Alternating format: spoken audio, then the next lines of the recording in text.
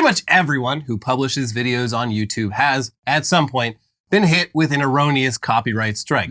We've been lucky enough and careful enough that the only times it's happened to us, it's been over clips where the ones doing the automated claiming didn't actually even own the content to begin with, and we've been able to resolve it by disputing the claim, which can be risky depending on who you're dealing with.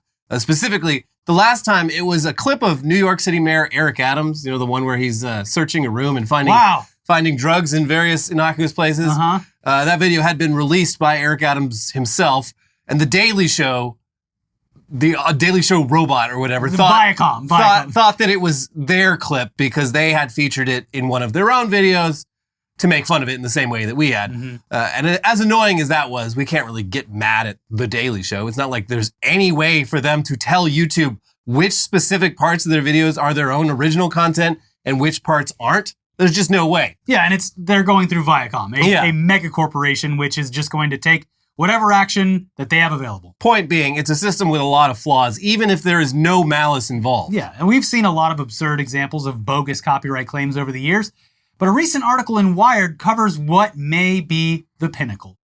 YouTube's Content ID system, which automatically detects content registered by rights holders, is completely fucking broken, a YouTuber called Albino declared in a rant on the social media site X that has been viewed more than 950,000 times. Albino, who is also a popular Twitch streamer, complained that his YouTube video playing through Fallout was demonetized because a Samsung washing machine randomly chimed to signal a laundry cycle had finished while he was streaming. Okay. That's why, whenever I'm talking to the cops, I record and they're just playing the Samsung song. So it's just like... Yeah, good luck publishing that, buddy. Apparently, YouTube had automatically scanned Albino's video and detected the washing machine chime as a song called Done, which Albino quickly saw was uploaded to YouTube by a musician known as Audego 9 years ago. So if we check out that track, it is literally just the sound that plays when a load of laundry is done in a Samsung washing machine. I will not play it in the episode, though. I can't. I have a Samsung washing machine, and I know the tone. I just can't think of it off the top of my head. All of my appliances are LG, and they have their own little songs that I've grown quite fond of.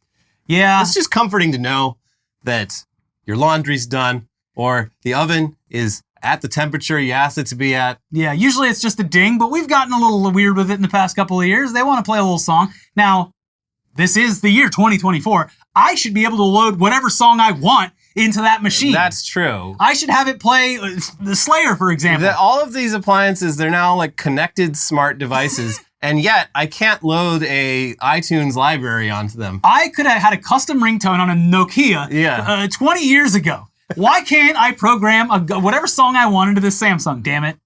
So the Samsung song itself is literally just a section from the song Die Forelle by Austrian composer Franz Schubert. It was composed in 1817. No. So it is a song that they definitely did not create themselves, which has been in the public domain for a very, very long time.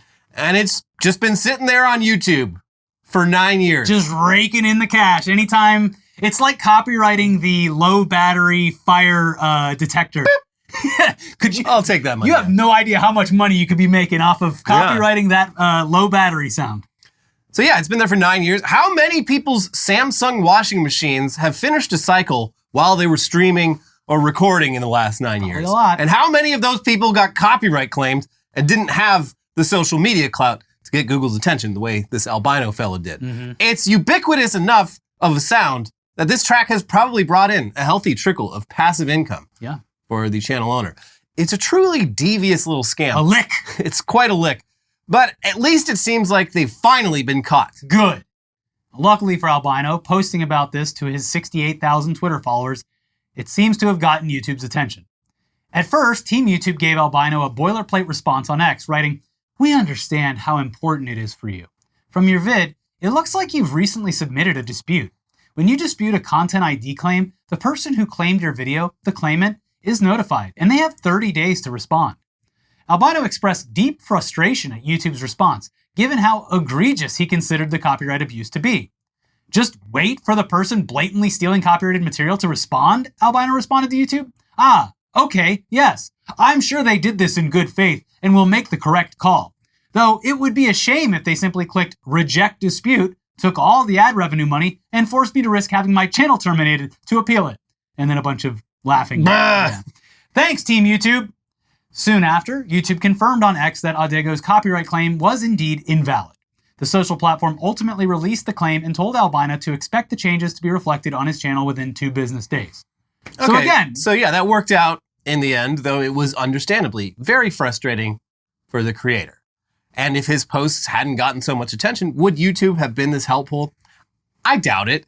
So people were, of course, mad at YouTube, but also very mad at this clearly fake musical artist, Adego, for abusing the copyright system. Happens all the time. If they got away with claiming this washing machine song as their own for this long, what other deviousness have they gotten up to? How many licks? How many licks does it take to get a channel terminated on YouTube? Well, so looking at their other content on their YouTube page, they got plenty of other tracks, and they sound like just normal electronic pop songs. Surely these must be stolen as well, though.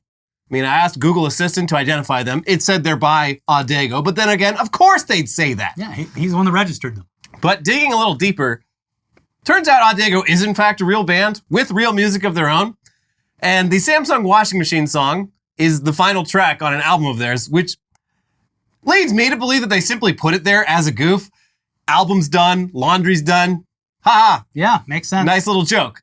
When they published the album back in 2015, it probably never crossed their minds that 9 years later, YouTube's copyright claim system, thinking that they had invented the Samsung laundry's done chime, damn, what a bop, would try and steal a streamer's ad revenue on their behalf and kick up this whole fucking shitstorm. Hey, look, and even if they noticed it after a while, it's probably like, hey, like, let's not just turn off the money spigot. I mean...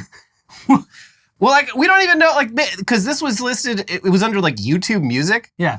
And like, and it's an album that's 9 years old. I think they're still making music, but they don't seem especially active. And it's like, it's entirely plausible. Well, why would you want to write more music when you've already put out a banger that gets you a steady income? It's entirely plausible. Like they didn't even see like these notifications or whatever. Yeah.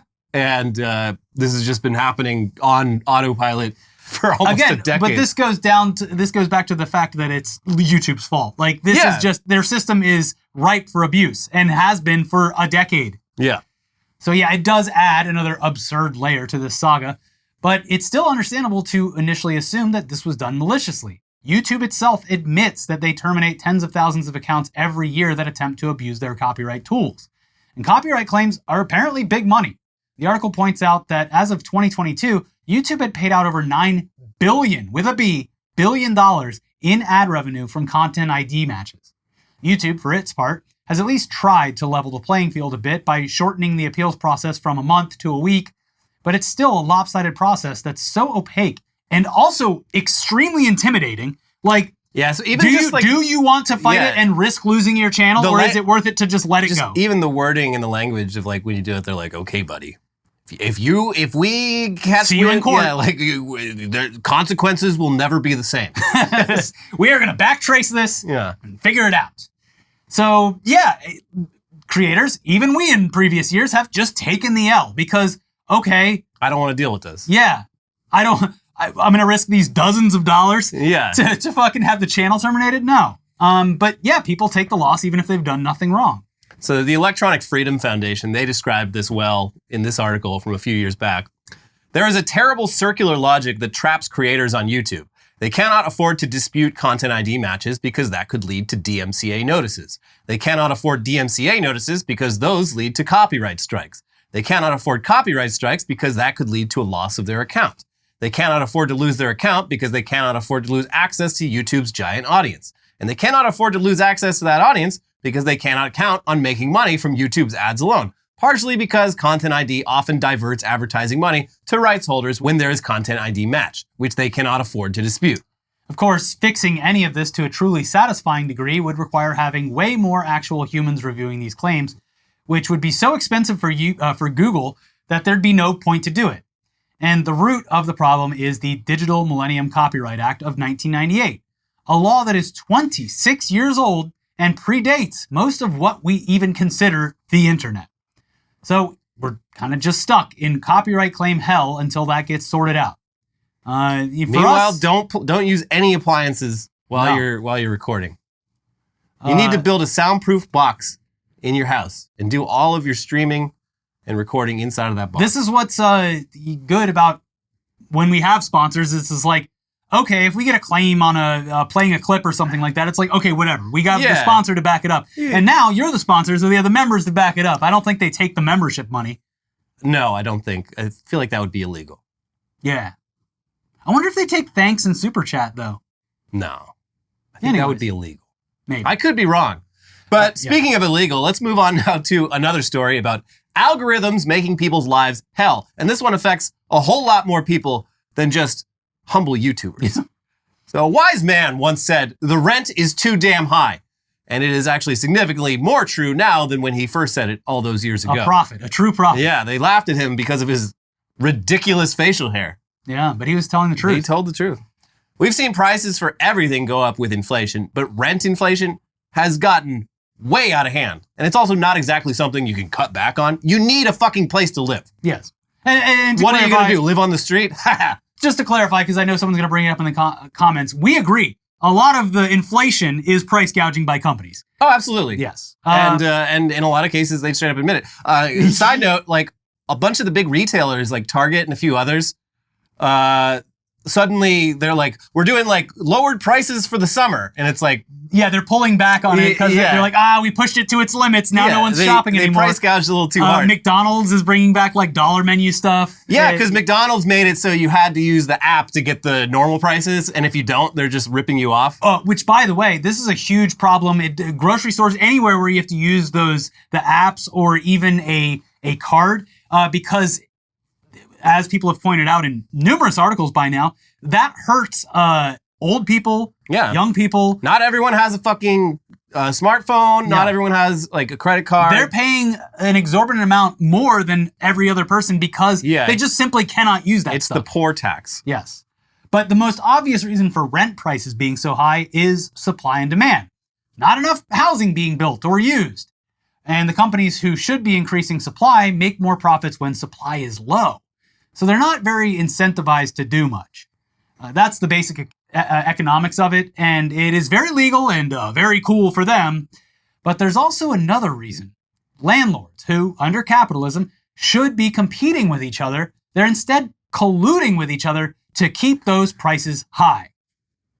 And even in places that are building housing rapidly, like outside of California and elsewhere, they are colluding with each other to, even if a new entire condo structure goes up, it's like, oh, well, this is what the market rate is. I guess we'll just start there. Mm-hmm. And then we'll go up from there. I mean, that's like the passive legal way of doing it, but it is actively being like, all right, let's all agree not to go too low. Yes, which we're going to get into. I mean, this is not legal. It is actually a crime. But they're doing it thanks to some helpful software designed and marketed specifically for that purpose. It is so fucked up.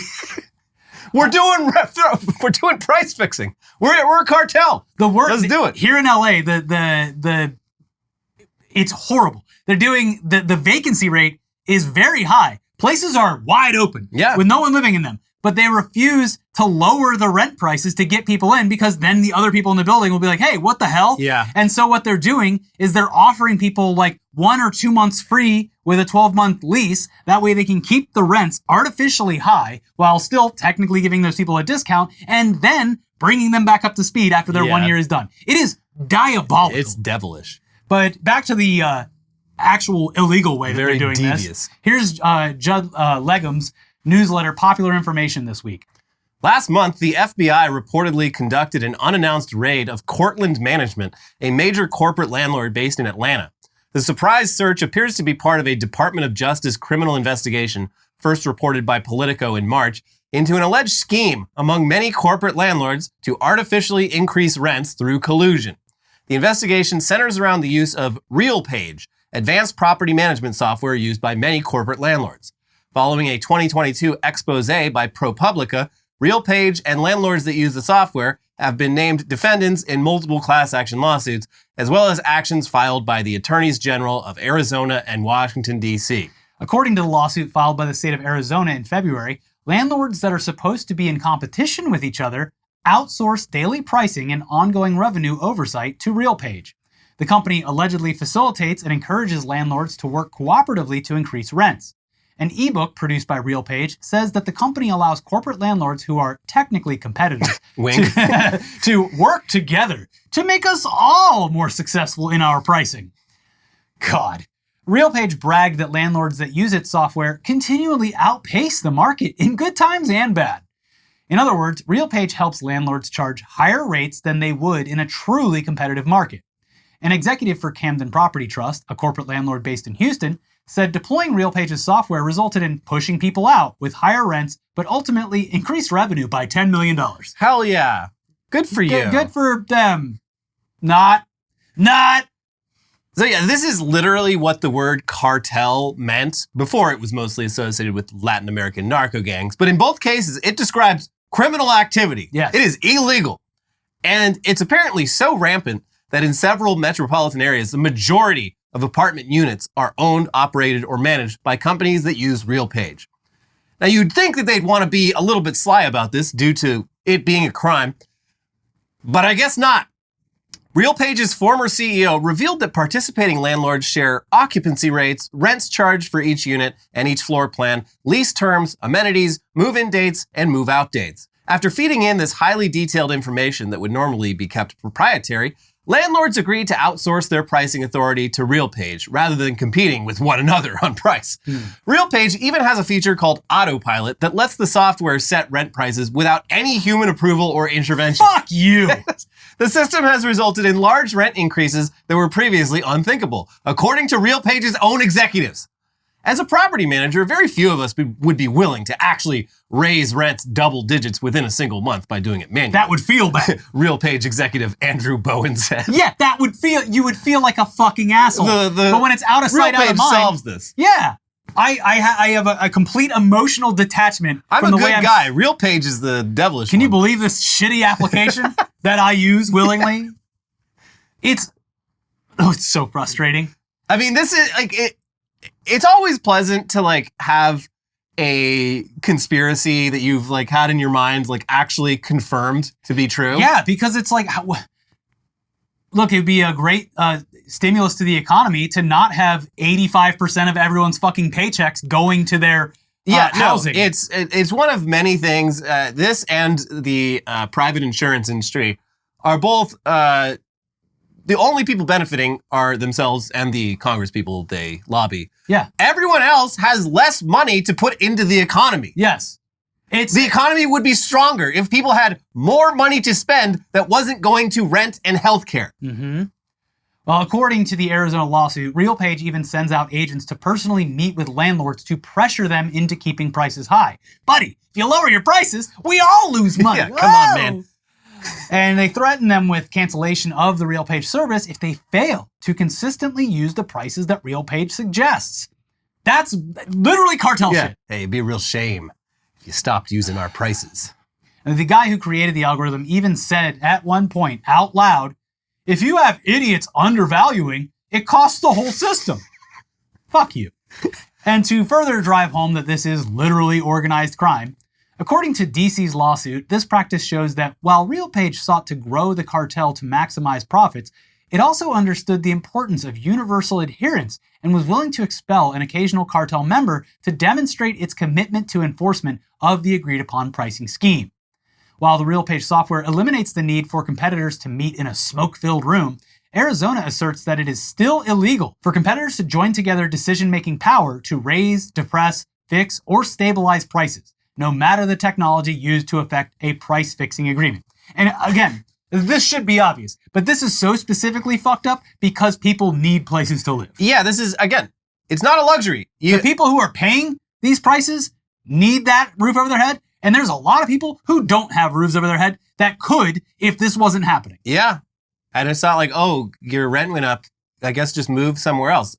All the rents went up. Yes, it's impossible. Or if you live in a place like LA where I'd say most of the apartments are rent controlled, it has the effect of you are just terrified of ever having to move. Yep, don't want to move. Because you're locked into a reasonable rate, and if you ever have to move, you get back on the train and you're paying market rates again. That's another issue with the housing market right now as well, is everyone who bought during that pandemic, and got those insanely low rates will never be able to move.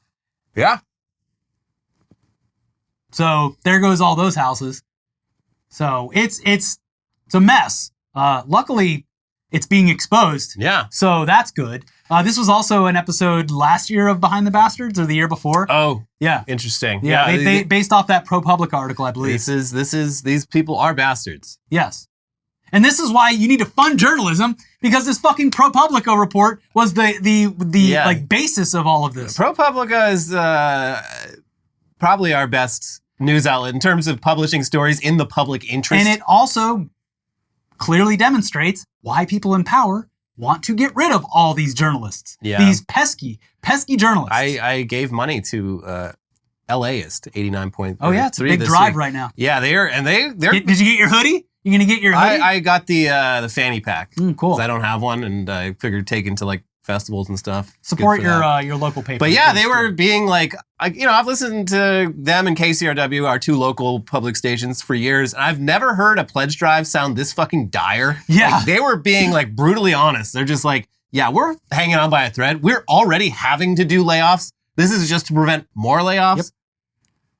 Same with LA Taco, our beloved independent journalism. LA Taco currently doing a fundraiser, and yeah. Anyways, yeah, the raid in Atlanta seems to stem from particularly egregious rent increases there of 56% on average since landlords there started using RealPage like less than 10 years ago. That's a massive increase. But hopefully there are more raids to come. The raids will continue until the rent prices improve. It was so funny because when this big expose and case and everything came out again recently, people were just typing in corporation names like, hey buddy, this company's doing it too. This company's still, like, people are just, as they should. Yeah. Trying to get some attention on the people controlling their buildings who seem to be doing the exact same thing. You're going to have a lot of people saying that Mao had a point about some things. But anyway, yeah, this is honestly the coolest thing that the FBI has ever done. Bar is low, but credit where it's due. Thank you, FBI. We love the FBI.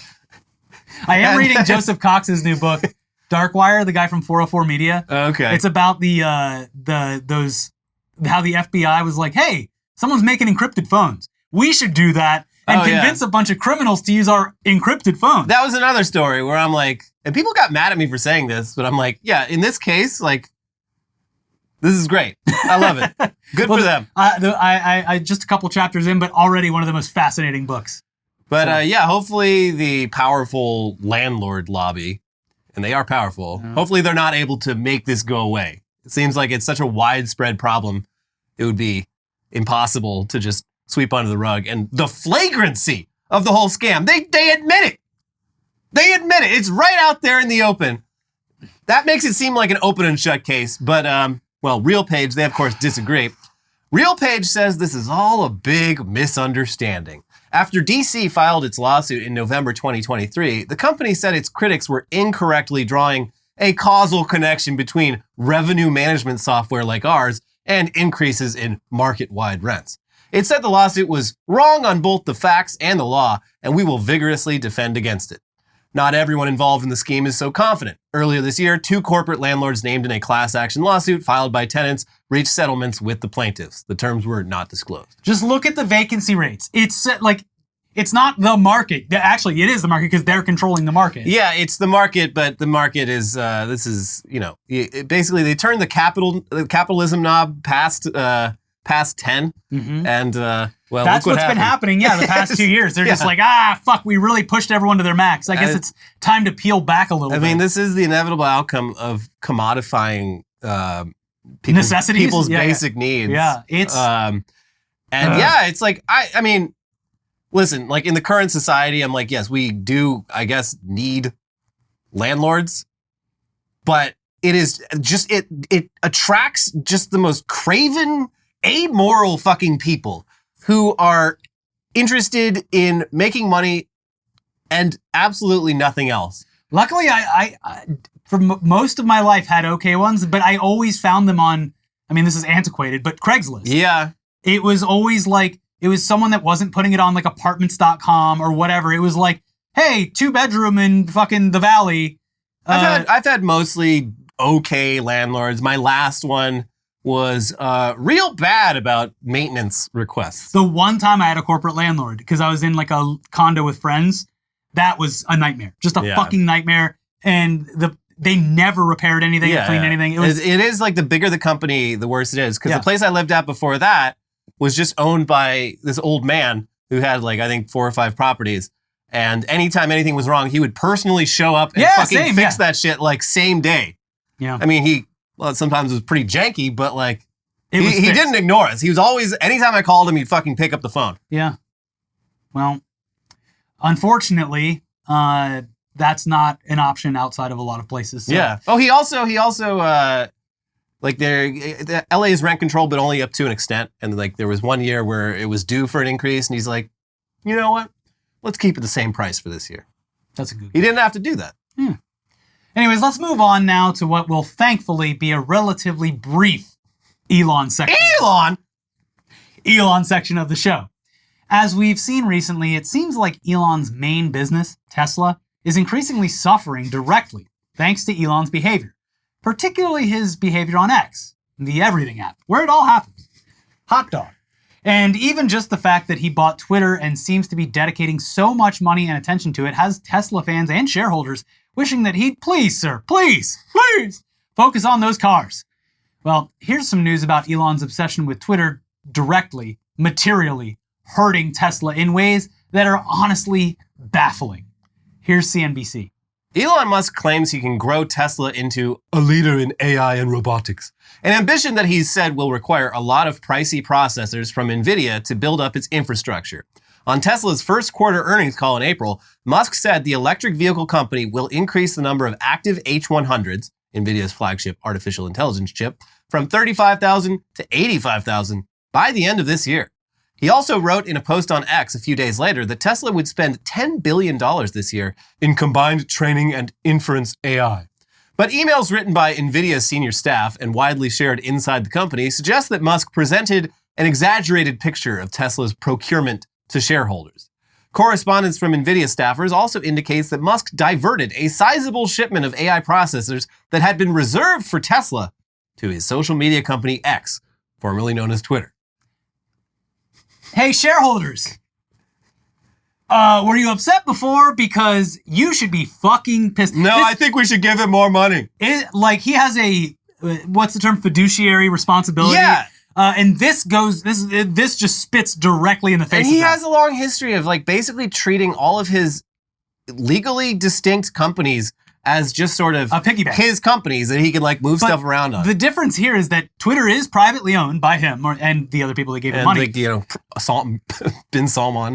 Tesla is a publicly traded company that he is diverting necessary equipment away from to his private company, which I would assume, be not great for the shareholders, especially at a time where he's absolutely begging them for a massive payout. And at a time where he's like, hey, listen, shareholders, we got fucking nothing, but in the future, check it out, robo-taxis, the world's first robo-taxis, it's coming. Yeah, it's coming any day now. We're investing so much money in these fancy GPUs. Oh my God. But hold on, because I need to take the chip really quick and put it into Grok's head. Yeah, Grok needs this more. And then I'll put it back. Grok is hungry. So basically, he told Tesla shareholders that he was buying $500 million in GPUs. He ordered the GPUs. Then he told NVIDIA to actually send those GPUs to X and put some more GPUs for Tesla on the wait list, which apparently is months long due to demand being so high. Musk was very clear about these GPUs being key to Tesla's robotaxi network that will supposedly save the company right around the corner any day now. And that day just got a little bit further away because Grok needs these. Tesla's got nothing but time. So yeah, I guess Grok comes first. If somebody doesn't believe Tesla is going to solve autonomy, I think they should not be an investor in the company, Musk said on the April earnings call. We will, and we are. To get there, he said, Tesla requires plenty of NVIDIA's GPUs, which are specialized for AI training and workloads. Those chips are in limited supply due to soaring demand from Google, Amazon, Meta, Microsoft, OpenAI, and others. Yeah, it's a fucking arms race.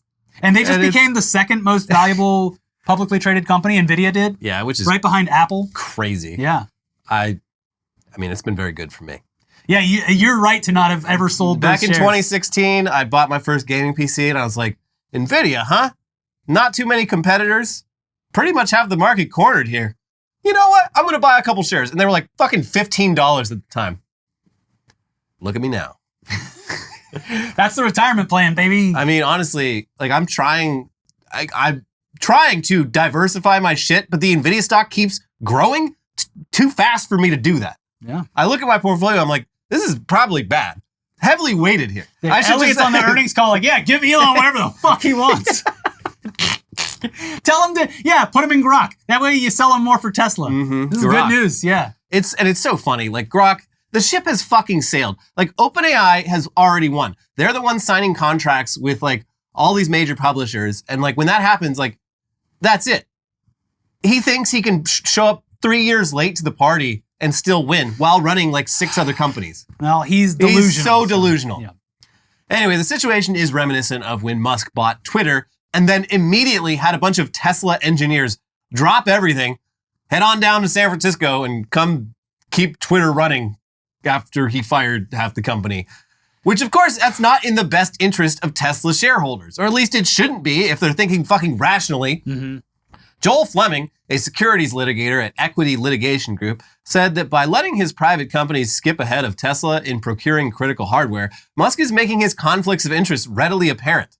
When you have someone like Mr. Musk, who is a fiduciary to multiple companies, the law recognizes this creates conflict, Fleming said. If you owe fiduciary duties to 2 or more companies that are competing over the same things, you may end up channeling corporate opportunity away from one company to another. Fleming, who frequently represents public company investors in shareholder disputes, said that in such situations, other executives would be in the best position to make decisions, while those who are conflicted should abstain. That has not historically been the path that Mr. Musk has chosen for himself, Fleming said. But these aren't normal shareholders that we're talking about. These are Tesla shareholders. They've got their lightning bolt whiskey bottle or whatever, tequila. They've got their flamethrowers. They got their Cybertruck nuts. Yeah, I saw those, the poly nuts. I can't afford a Cybertruck yet, but I got the nuts. Did you see the guy doing the U-turn with his pinky? He's going to jail probably. Yeah, he is being investigated by the U.S. Air Force. Well, I didn't know that. Yeah, I thought he was just being investigated by like the Las Vegas PD for going 85 miles an hour in a 35 zone. He's being investigated by the U.S. Air Force because he is a captain in the U.S. Air Force. Oh, wow. Yeah. Also, again, these my favorite thing about the Cybertruck is these guys just post their L's like unprompted. Yeah. Yeah, it's the same brain as the January 6ers. Look at me!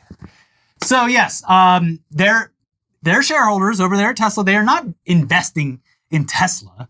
They're investing in Elon, the modern day Tony Stark. Yeah, just like the Tony Stark of old. So remember when the Delaware Court of Chancery ruled that Elon's compensation package that he was giving himself was too exorbitant? Well, guess what? It's coming up for a vote again. And among those who have already voted, apparently 80% have voted to reinstate the compensation package. So cocked. Yeah. Here's The Verge.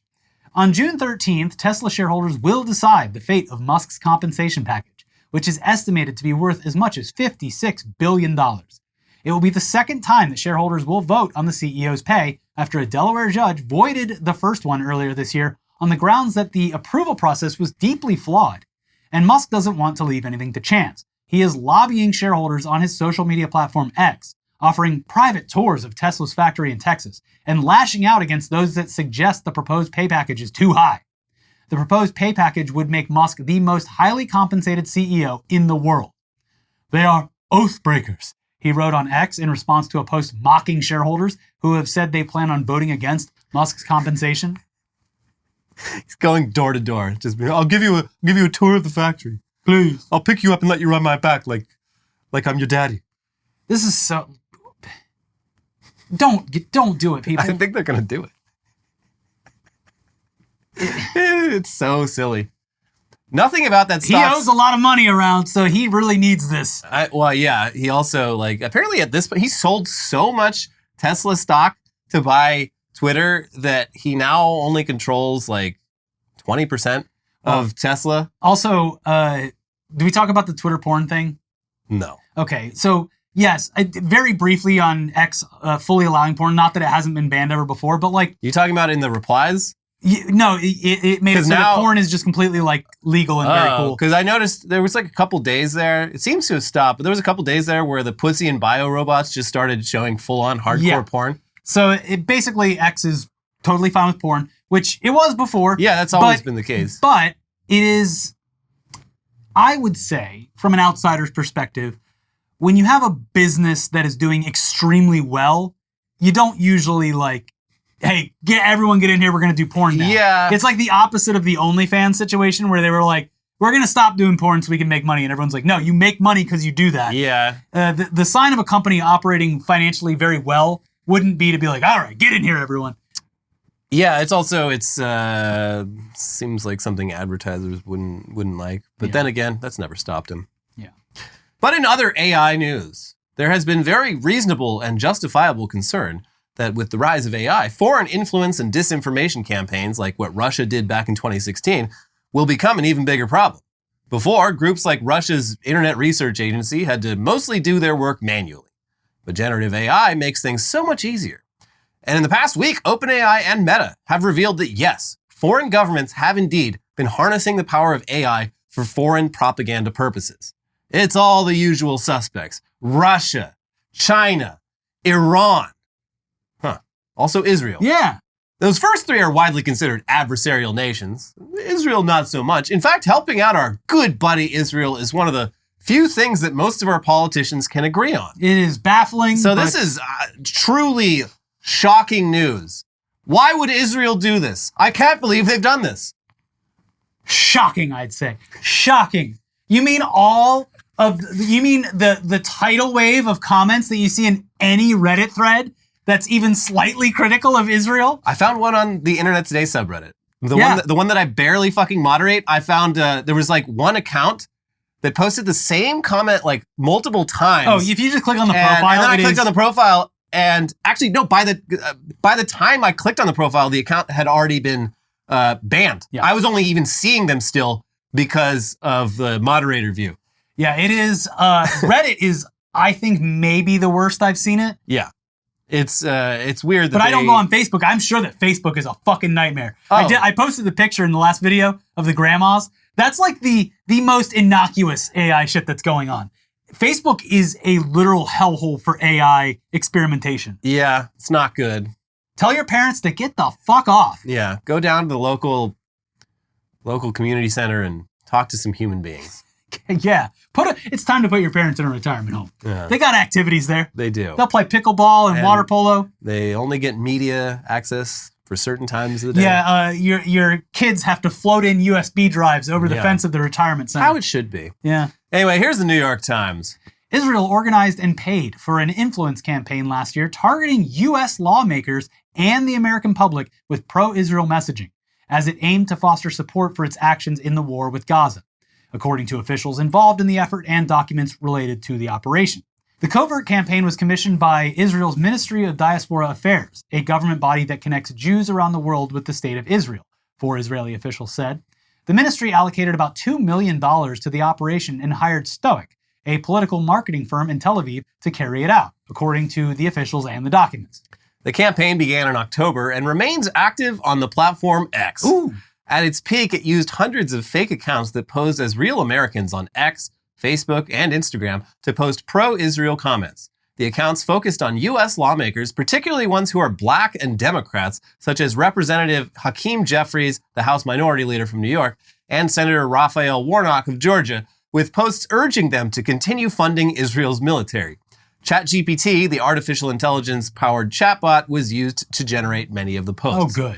The campaign also created 3 fake English-language news sites featuring pro-Israel articles. This is literally what Russia did in 2006 or 2016. Yep. I don't know what years are anymore because it's the same year every year. We keep doing the loop. So yeah, not really surprising at all if you're familiar with how the Israeli government operates.